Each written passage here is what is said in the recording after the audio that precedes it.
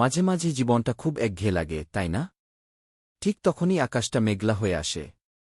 চারপাশটা অন্ধকার করে টুপটুপ করে যখন বৃষ্টির ফোঁটাগুলো পড়তে শুরু করে, মনে হয় প্রকৃতি যেন আমাদের সাথে কথা বলছে। শুনুন তো, বৃষ্টির এই ছন্দটা কি আপনার মনের কোনো লুকানো কথা মনে করিয়ে দিচ্ছে? জানালার ওপাশে ঝরে পড়া এই বৃষ্টির দিকে তাকালে পৃথিবীর সব ব্যস্ততা কেমন জানি থেমে যায়। ধোয়া ওঠা এক কাপ চা হাতে নিয়ে শুধু এই ঝমঝম শব্দ শোনা, এটাই তো শান্তির আরেক নাম।